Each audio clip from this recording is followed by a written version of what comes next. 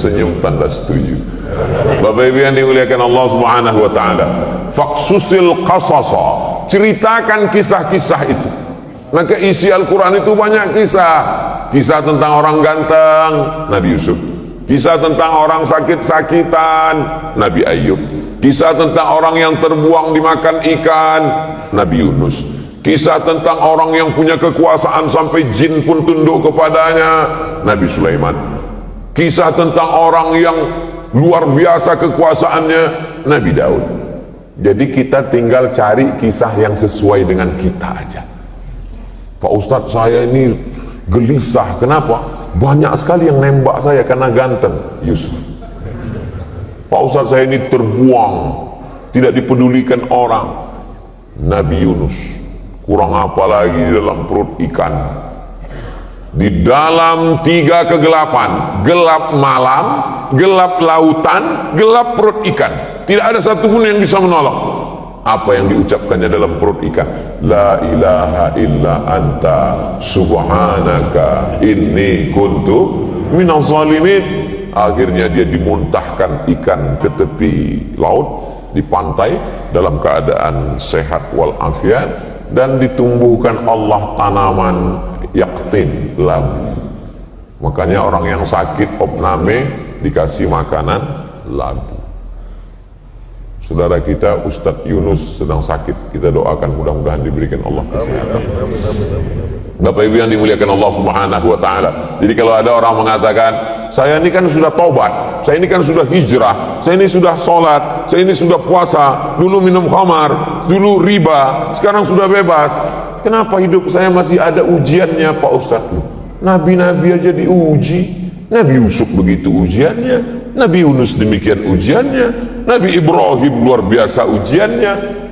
Jadi orang yang heran hidup ini penuh dengan ujian, itu sama dengan mahasiswa, calon mahasiswa ikut SNMPTN, Seleksi Nasional Masuk Perguruan Tinggi. Ketika masuk di dalam, dia nanya ke teman sebelah, kok ujiannya banyak sekali? Kata temannya sebelah, kamu salah masuk ruangan. Ini ruangan ujian, guys. Ini bukan ruang untuk bersenang-senang. Cuman ujiannya macam-macam. Ada diuji jadi orang kaya, ada diuji jadi pejabat, ada diuji jadi orang ganteng, ada diuji jadi orang susah, diuji jadi orang bangkrut. Matahari terbit. Hebat Masjid At-Taufik. Matahari terbit, bunyi. Setiap bunyi matahari terbit, setiap bunyi matahari terbit, setiap bunyi matahari terbit. Tapi bukan karena dia bunyi lalu matahari terbit. Ada orang sakit, meninggal. Ada orang sakit, meninggal. Ada orang sakit, meninggal. Tapi jangan ambil kesimpulan bahwa setiap sakit meninggal. Berapa banyak orang nggak sakit? Banyak orang salah mengambil kesimpulan. Asal bunyi matahari terbit. Matahari terbit, berarti sudah terbit matahari. Tapi kita belum boleh sholat sunat isyraq 2 rakaat, karena saat matahari terbit itu adalah waktu 2 tanduk setan yang dipakai untuk menyembah berhala Lata, Uzza, Manat, Hubal, Jibti, Tahut, Naham. Lewatkan kaidah shibrin, setinggi tombak. Setelah diukur menurut ilmu astronomi 12 menit. Setinggi tombak, matahari naik. Setelah lewat 12 menit baru boleh sholat sunat isyraq 2 rakaat. Man sholat subuha fi jama'atin, siapa yang sholat subuh berjamaah, summa qa'ada yadhkurullah, duduk berzikir niat Allah hatta tatlu'a syam, sampai terbit matahari, summa yusalli rak'ataini, sholat sunat 2 rakaat, kanat lahu ka'ajri hajjatin wa umrah, dapat pahala seperti haji dan umrah. Tamah, sempurna, sempurna, sempurna. Hadisnya hadis hasan, tidak ada ikhtilaf di antara ulama, boleh diamalkan, baik. Maka nanti kita setelah 12 menit sholat sunat isyraq 2 rakaat. Ketika bapak ibu sedang sholat sunat isyraq, disitulah saya pulang. Itu suasana yang paling aman untuk pulang.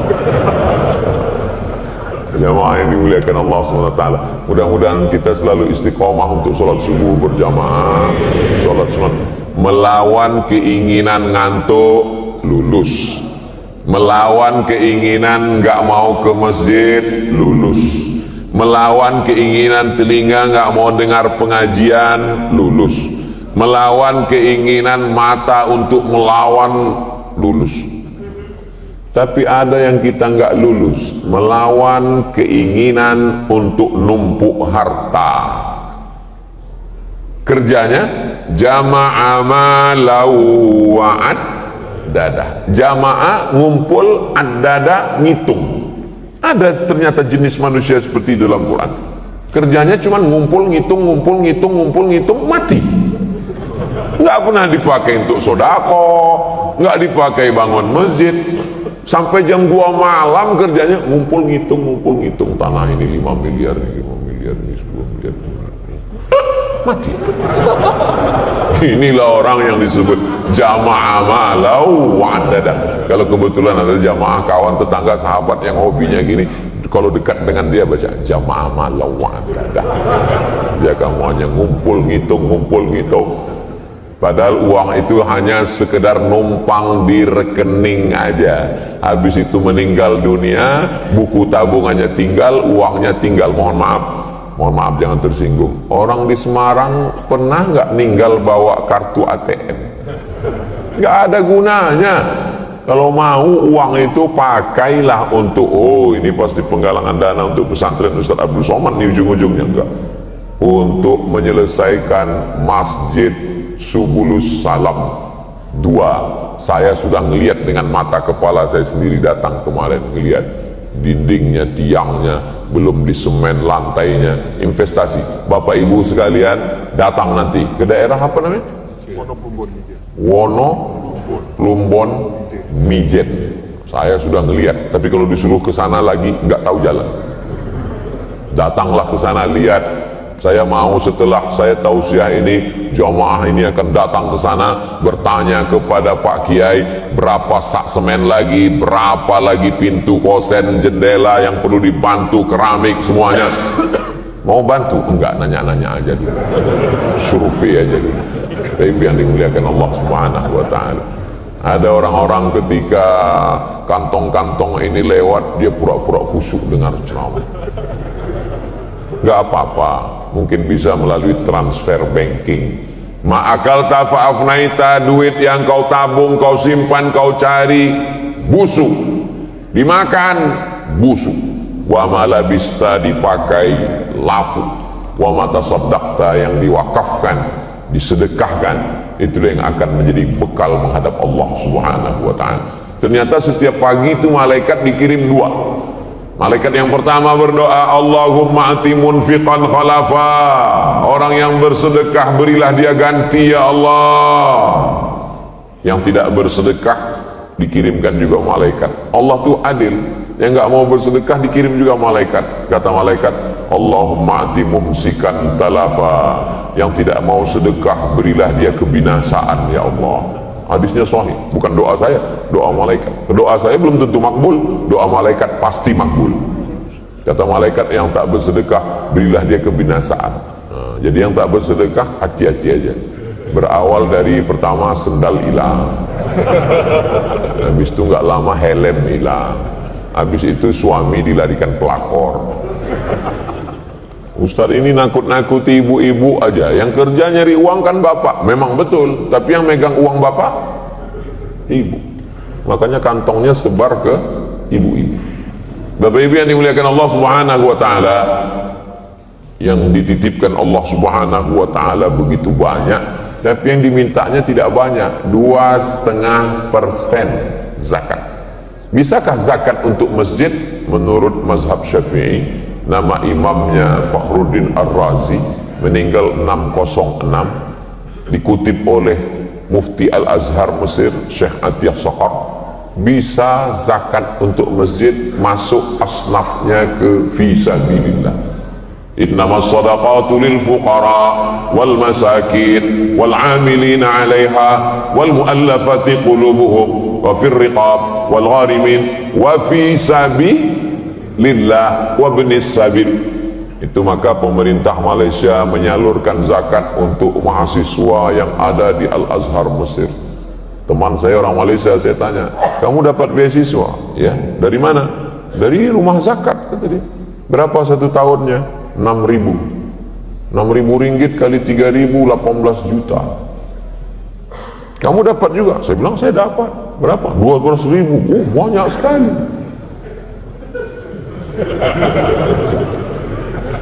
Saya sebelum berangkat ke Mesir buat proposal tahun 98 ke Badan Amil Zakat Provinsi. Saya mahasiswa Indonesia yang mendapat beasiswa ke Mesir, mohon bantuan ongkos, silakan datang ke kantor. Ibu saya pergi. Saya tanya, berapa dikasih amil zakat? Mak, 200.000. Ingat saya karena angkanya 200.000. Waktu itu harga dolar melambung 20.000 satu dolar. Tapi karena takdir Allah berangkat juga 98. Pulang dari Mesir 2002, pulang dari Maroko 2008, ceramah tausiah kesana kemari, diundang sama Basnas. Kata Basnas, inilah kader yang kita kirim dulu. Mantap. Saya diangkat sebagai duta Badan Amil Zakat Nasional. Ustaz dendam? Enggak, cuman ingat aja dikit. Datang ketua Basnas, Ustadz Somad, ini piagam mengangkat Ustadz sebagai duta Basnas, dan kami menggaji Ustadz 1 bulan 100 juta. Saya bilang nggak usah gaji saya, kemana-mana saya akan suarakan ke masyarakat supaya bayar zakat ke Badan Amil Zakat Nasional. Yang diberikan Allah kepada saya bisa kuliah S1, S2, S3 nggak bayar sama sekali. Itu sudah lebih daripada apa yang diberikan keinginan dulu. Saya nggak pernah cerita macam-macam. Itu diberikan Allah Subhanahu wa Ta'ala begitu saja. Apa yang diberikan Allah lebih baik daripada yang diberikan manusia. Idza sa'alta fas'alillah wa idza ista'anta fasta'in billah. Lalu kalau memang begitu, kenapa Ustadz mesti mengiklankan masjid musyawarah? Mengapa Ustadz meminta jamaah untuk bersedekah? Supaya jamaah selamat hartanya, selamat anaknya, selamat dirinya. Siapa yang mengatakan bahwa dia menolong masjid, berarti dia sudah mengecilkan Allah Subhanahu wa Ta'ala. Masjid itu milik Allah. Tidak kita tolong pun masjid akan tetap berdiri. Maka kalau kita menyumbang untuk masjid, bantu fakir miskin, nolong anak du'afa, sesungguhnya kita bukan menolong mereka, tapi kita sedang menolong diri kita sendiri di hadapan Allah Subhanahu wa Ta'ala. Pemahaman kita bersedekah mesti begitu. Kalau tidak, kita nanti masjid musyawarah yang kemarin Ustadz Somad penggalangan dana udah selesai ya. Kalau bukan karena saya, siapa kita? Kita lahir ke atas dunia, telapak kaki kita 2 jari lebarnya, panjang kita sejengkal, bahasa kita cuma nangis. Mau makan, nangis. Mau minum, nangis. Mau nangis. Nggak ada bahasa yang lain. Sampai akhirnya kaya raya, punya kekuasaan, hartanya banyak. Allah cuma minta 2,5%. Itu pun dia simpan mati. Sampai akhirnya mati dalam keadaan tidak membawa apa-apa. Akhrajakum min butuni ummahatikum, Allah mengeluarkan kamu dari rahim perut ibu kamu, la ta'lamuna syai'an, kamu tidak tahu apa-apa. Namamu pun diberikan orang lain. Jangankan nama, jangankan harta, namamu pun diberikan orang lain. Mohon maaf, siapa yang lahir sudah bawa nama sendiri? Ustadz namanya siapa? Abdul Somad. Itu Ustadz bawa sendiri? Enggak, dikasih orang lain. Orang tua zaman dulu kalau punya anak itu dia nanya ke kiai, ini anak saya dikasih siapa? Kiai ngasih nama, anak kamu ini kasih namanya Muhammad Solah. Jadi nama saya dulu dikasih Muhammad Solah. Solah di kampung saya nama ikan. Kata mak saya, masa nama anak saya ikan? Dia nggak ngerti bahasa Arab, padahal bahasa Arab itu solah pakai hak kecil itu artinya bagus. Muhammad Solah. Sampai dirobah, robah kiai, ini robah nama saya jadi Abdus Somad. Kul huwallahu ahad, Allahus Somad. Somad itu Allah, tapi ini bukan Allah. Ini Abdus Somad, hambanya Allah Subhanahu wa Ta'ala. Ta'isa abdud dinar, ta'isa abdud dirham. Hamba harta binasa, hamba dinar, hamba emas, hamba dirham, hamba perak. Jangan hambakan dirimu kepada harta, tapi hambakan dirimu kepada Allah. Makanya nama yang paling bagus adalah nama yang menghambakan diri kepada Allah. Abdullah, Abdurrahman, Abdurrahim, Abdus Somad. Jamaah yang dimuliakan Allah Subhanahu wa taala. Masjid At-Taufik bisa cantik, indah, luar biasa. Mandang ke atas, kubahnya, lampunya indah semua, AC-nya lengkap, jamnya. Ini penataan jam ini bagus. Masjid-masjid yang lain tolong tiru bagaimana meletakkan jam, supaya khotib tahu dia, penceramah pun tahu dia kapan dia mesti mengakhiri, tahu. Mau lihat ke samping ada 604, lihat ke depan ada, ke samping bagi jamaah melihat ada. Karena jamaah ini bingung kadang kalau Ustaz ini ceramah, kapan penderitaan ini berakhir. Tapi kalau Ustaz Somad yang ceramah, mereka tahu 60 menit, gak akan lebih 600 ml. Tapi mestinya Masjid At-Taufik ini gak sampai 60 menit. Kenapa? Botolnya kecil. Jamaah yang dimuliakan Allah Subhanahu wa taala, manusia itu ingin kepastian. Manusia itu ingin kepastian. Tapi ada satu yang tidak dipastikan Allah supaya kita tidak putus asa. Apa itu? Umur dan rezeki. Umur itu tidak dia berikan kepastian. Bayangkan kalau bapak ibu dikasih kepastian, umur kamu 63 tahun. Tiba-tiba subuh ini ada yang umurnya 62 tahun, 11 bulan, 29 hari, kurang 3 menit. Apa enggak nangis saja bawaannya? Kita selalu optimis bahwa umur kita panjang. Yang tua jangan putus asa, yang muda jangan terlalu bangga, yang sakit jangan depresi, yang sehat jangan sombong. Berapa banyak orang yang divonis sakit mati sampai hari ini nggak mati-mati, dokter yang memvonis sudah meninggal duluan.